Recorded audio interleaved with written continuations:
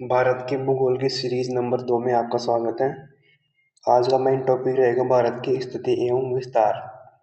लेकिन दोस्तों, भारत की स्थिति और विस्तार को समझने के लिए ग्लोब के बारे में समझना पड़ेगा। ग्लोब के ऊपर जो रेखाएं बनी हुई होती है, लाइक लैटिट्यूड्स और लॉन्गिट्यूड, जिन्हें अपन अक्षांश और देशांतर रेखाएं बोलते हैं। किसी भी किसी भी लैंड की एग्जैक्ट लोकेशन और उसकी जलवायु कंडीशन पढ़ने के लिए आपको अक्षांश और देशांतर का नॉलेज अचीव करना पड़ेगा। आज की इस वीडियो में अपन सबसे पहले अक्षांश के बारे में समझेंगे, उसके बाद में देशांतर रेखाओं के बारे में, उसके बाद अपन इंडिया की ग्लोब के रेफरेंस में देखेंगे क्या स्थिति है। इसके बाद में इंडिया की स्वयं की क्या स्थिति है, यानी इंडिया कितने डिग्री लैटिट्यूड से शुरू हो रहा है और कहाँ तक विस्तारित है। तो धीरे धीरे आने वाली सीरीज में आपको ये सब वीडियो देखने को मिल जाएगा। लेकिन आज का जो मेन टॉपिक है वो है अक्षांश रेखाएं। लेकिन उससे पहले अपन एक बार दिशाओं का नॉलेज ले लेते हैं। दोस्तों, भूगोल के अंदर मुख्यतः 4 दिशाएं मेन होती है। सबसे जो ऊपर होती है उसको नॉर्थ बोलते हैं। नॉर्थ से नीचे होती है साउथ, और साउथ और नॉर्थ ये तो हो गई मेन 2 दिशाएं। इनके अलावा 2 और मेन दिशाएं होती है, जैसे राइट हैंड की तरफ होती है ईस्ट, और वेस्ट होती है आपके हार्ट की तरफ, या फिर ईस्ट से अपोजिट में वेस्ट। तो ये तो हो गई मेन 4 दिशाएं, नॉर्थ, साउथ, ईस्ट और वेस्ट। इसके अलावा इन चारों के बीच में 4 और दिशाएं होती है जिन्हें इंटरमीडिएट डायरेक्शंस बोलते हैं, जिन्हें मध्यवर्ती दिशाएं बोलते हैं। जैसे नॉर्थ ईस्ट के बीच में डायरेक्शन है वो है नॉर्थ ईस्ट। नॉर्थ और ईस्ट के बीच में जो है वो कौन सी है? North east. ये यहाँ पर आपका नॉर्थ है, ये ईस्ट है, और इन दोनों के बीच में नॉर्थ ईस्ट। दोस्तों, हमेशा नॉर्थ और साउथ का नाम पहले लेना जरूरी है, क्योंकि नॉर्थ और साउथ जो है वो मेन डायरेक्शंस होती है। इसके अलावा साउथ और वेस्ट में कौन सी है? South west. ये आपका साउथ है यहाँ पर, इधर वेस्ट है। ऐसे ही साउथ और वेस्ट के बीच में कौन सी है? South west. ऐसे ही नॉर्थ और वेस्ट के बीच में कौन सी है? North west. तो ऐसे कुल मिलाकर कितनी डायरेक्शंस हो गई है? पूरी 8 डायरेक्शंस। और इन 8 में सबसे इंपॉर्टेंट कौन सी है? 4 डायरेक्शन। मेन डायरेक्शन कितनी है? 4, और 4 उसकी क्या है? सब डायरेक्शंस है। तो टोटल कितनी हो गई है? 8 डायरेक्शंस। तो ये तो हो गई दिशाएं। उसके बाद में चलते हैं नेक्स्ट अक्षांश के ऊपर। दोस्तों, ये ग्लोब है। ग्लोब के ऊपर यहाँ पर आपको 2 तरीके की लाइन दिख रही होगी। एक तो ये वाली लाइन्स है, एक तो ये वाली लाइन्स जो नॉर्थ से साउथ आ रही है। दोस्तों, इनको तो बोलते हैं लॉन्गिट्यूड्स। लॉन्गिट्यूड, लॉन्ग का मतलब होता है लंबी, यानी ऐसी लाइनें जो ग्लोब के ऊपर बिल्कुल खड़ी है, लंबी है एक तरीके से, तो उनको तो बोलेंगे लॉन्गिट्यूड्स। एक लाइनें आपको दिख रही होगी कुछ इस प्रकार से ग्लोब के ऊपर, ये है लेटी हुई लाइन है। लेटी हुई लाइन, लेटी का मतलब लेटीट्यूड्स, यानी ये मतलब लेटी हुई लाइन है ये। तो इनको याद रखने का तरीका क्या हो गया? लेटीट्यूड्स। और वो लाइनें क्या है? खड़ी है, लंबी है, इसलिए क्या हो गया? ये लॉन्गिट्यूड हो गया। तो सबसे पहले अपन लेटीट्यूड्स के बारे में पढ़ेंगे, अक्षांश के बारे में पढ़ेंगे। लॉन्गिट्यूड को देशांतर बोलते हैं। देशांतरों के बारे में अपन अगले वीडियो में देखेंगे। तो चलते हैं नेक्स्ट।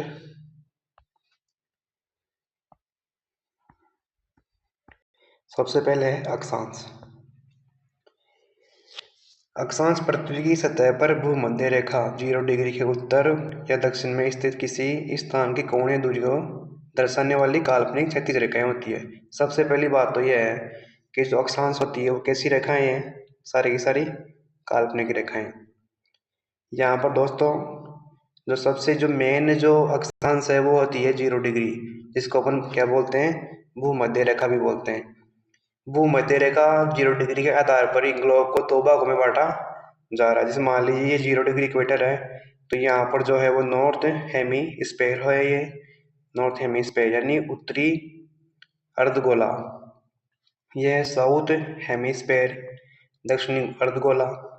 तो 0 डिग्री बेस के आधार पर ही पृथ्वी को दो भागों में बांटा जा रहा है, नॉर्थ और साउथ के अंदर।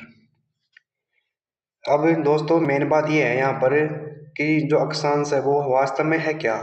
दोस्तों पृथ्वी के सेंटर से किसी भी किसी भी पृथ्वी के सरफेस पे अवेलेबल जो पॉइंट होता है ना, उसकी डिस्टेंस को क्या बोलते हैं, कोणीय डिस्टेंस बोलते हैं। यानी पृथ्वी के मेन सेंटर से अर्थ के सरफेस के ऊपर किसी भी बिंदु की जो डिस्टेंस होती है उसको क्या बोलते हैं, एंगुलर डिस्टेंस बोलते हैं। अब दोस्तों इस 0 डिग्री के ऊपर जो भी इधर लेटीट्यूड्स रहेंगे उनको क्या बोलेंगे, नॉर्थ लेटीट्यूड्स बोलेंगे, क्योंकि वो नॉर्थ में है। और 0 डिग्री के साउथ वाले को क्या बोलेंगे, साउथ लेटीट्यूड्स। एक ध्यान देने की बात दोस्तों, देशांतर रेखाएं उत्तर से दक्षिण आती है, जबकि अक्षांश रेखाएं पश्चिम से पूर्व की ओर खींची जाती है। अक्सर कॉम्पिटिटिव एग्जाम्स में स्टेटमेंट देके पूछा जाता है कि अक्षांश जो रेखाएं होती है उनको पूर्व से पश्चिम खींचते हैं या फिर पश्चिम से पूर्व। तो ध्यान देने की बात क्या है यहाँ पर, अक्षांश रेखाओं को हमेशा पश्चिम से पूर्व की ओर खींचा जाता है, ठीक है। और ये सारी की सारी जो अक्षांश रेखाएं होती है वो एक दूसरे के समानांतर होती है, जो कि किसी भी स्थान की सटीक स्थिति को डिफाइन करने के लिए काम में आती है। इसके अलावा अक्षांश रेखाओं के आधार पर ही पृथ्वी के ऊपर जलवायु का विभाजन किया जाता है, जिसको अपन जलवायु वाले चैप्टर में अच्छे से पढ़ेंगे दोस्तों। तो चलते हैं अब नेक्स्ट। ये तो हो गया अक्षांश रेखाओं का इंट्रोडक्शन। उसके बाद में है अक्षांश रेखाओं का उपयोग कहाँ कहाँ होता है, यानी अक्षांश रेखाएं क्यों बनाई गई है। तो सबसे पहला उपयोग है स्थान निर्धारित करने के लिए। स्थान निर्धारित करने के लिए यानी कि ग्लोब के ऊपर किसी भी स्थान को लोकेट करने के लिए अक्षांश रेखाओं का बोध होना आपको क्या है, जरूरी है। बिना अक्षांश रेखाओं के ज्ञान के आप ग्लोब के ऊपर किसी भी प्लेस को आप लोकेट नहीं कर पाएंगे, और ना ही अपने इसके बिना मैप की स्टडी कर सकेंगे।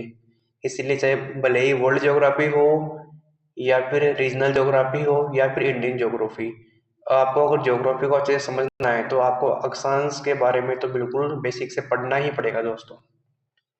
तो अक्षांशों का जो पहला उपयोग है वो है स्थान निर्धारण। देशांतर के साथ मिलकर यह पृथ्वी पर किसी भी बिंदु की सटीक लोकेशन यानी जीपीएस को खोजने में मदद करती है। दोस्तों देशांतर और अक्षांश इन दोनों को मिला के, मान लीजिए अपन ये प्लेन पढ़ते हैं ना, एक्स और वाई प्लेन, एक्स और वाई मैथमेटिक्स में ऐसे पढ़ते हैं अपन मैथ के अंदर। तो यहाँ पर जो एक्स है वो तो है अक्षांश, और यहाँ पर जो वाई ले रहे हैं अपन वो ले रहे हैं किसको, देशांतरों को।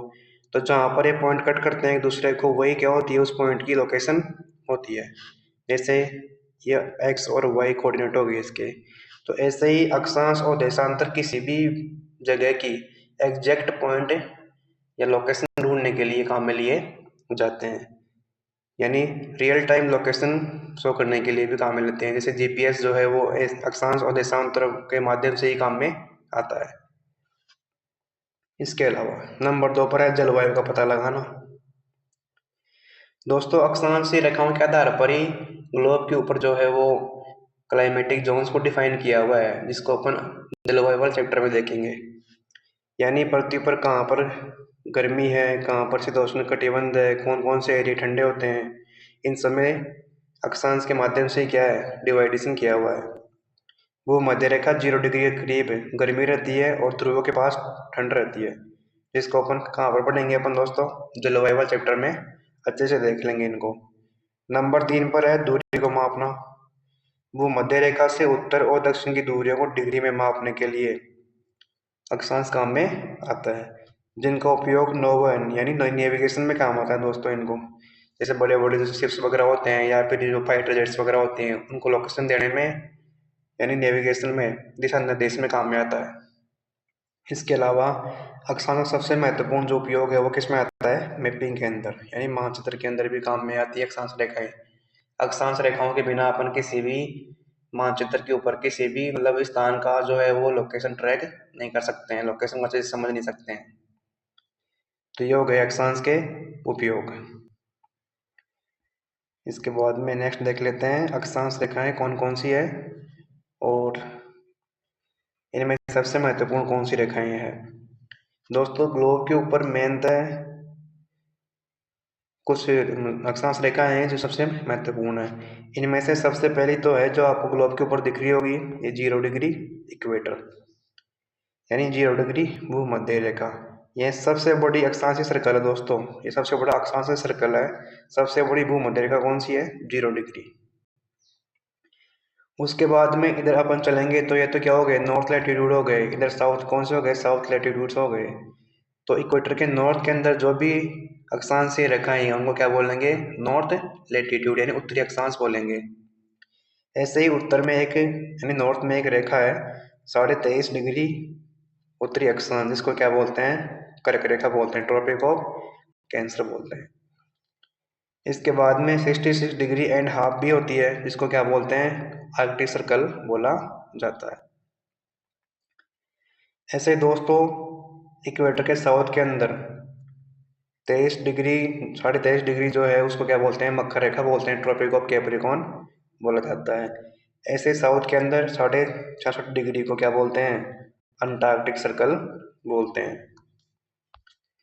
लेकिन दोस्तों एक काम की बात और है, जहाँ पर 90 डिग्री जो है वो एंड हो रहा है, एंड पॉइंट हो गया किसका? इक्वेटर, या सॉरी अक्षांशीय रेखाओं का जो लास्ट पॉइंट है वो कौन सा है? North pole. यहाँ पर 90 डिग्री हो गया है इधर, और यहाँ पर दोस्तों कितना डिग्री हो गया है? 90 डिग्री। तो जहाँ पर 90 डिग्री अक्षांश होता है उसको क्या बोलते हैं? अगर वो नॉर्थ में है तो नॉर्थ पोल कहलाएगा, और साउथ में है तो साउथ पोल कहलाएगा। ठीक है दोस्तों, तो ये थी कुछ महत्वपूर्ण अक्षांशीय रेखाएं। नेक्स्ट देखते हैं अक्षांशीय रेखाओं के बारे में कौन कौन से महत्वपूर्ण तथ्य है। दोस्तों ग्लोब के ऊपर कुल जो अक्षांश रेखाएं होती है वो 181 होती है, यानी 181 होती है, जिसमें 90 रेखाएं तो इक्वेटर के नॉर्थ में हो गई और 90 साउथ में हो गई, और एक 0 डिग्री स्वयं भी शामिल है। अर्थात 90 + 90 + 1 कितनी हो गई दोस्तों? 181। दोस्तों कई बार पूछा हुआ सवाल है ऑब्जेक्टिव क्वेश्चंस के अंदर कि ग्लोब के ऊपर कुल कितनी अक्षांश रेखाएं होती है, तो ध्यान देने की बात क्या है? 181 लैटिट्यूड लाइंस होती है ग्लोब के ऊपर। दूसरा फैक्ट यह है दोस्तों, दो अक्षांश रेखाओं के बीच में 111 किलोमीटर का अंतर होता है। जैसे मान लीजिए 0 डिग्री से आप कहाँ पर जा रहे हैं? 1 डिग्री लैटिट्यूड के ऊपर, तो इनके बीच में रियल टाइम में कितने किलोमीटर की दूरी है? 111 किलोमीटर की। तो ये था दोस्तों अक्षांश के बारे में विस्तार से वीडियो। आशा करता हूँ कि आपको समझ में आया होगा। वीडियो देखने के लिए आपका बहुत बहुत धन्यवाद। लेकिन उससे पहले दोस्तों एक महत्वपूर्ण जानकारी, और महत्वपूर्ण जानकारी ये है कि जो भूगोल की जो क्लासेस आपको देखने को मिल रही है, ये आने वाले टाइम में भी रेगुलर देखने को मिलेगी, और आपको बिल्कुल जो है वो अच्छे से बेसिक्स पढ़ाया जाएगा। इसलिए आप चैनल को सब्सक्राइब जरूर करें। वीडियो देखने के लिए आपका बहुत बहुत धन्यवाद दोस्तों।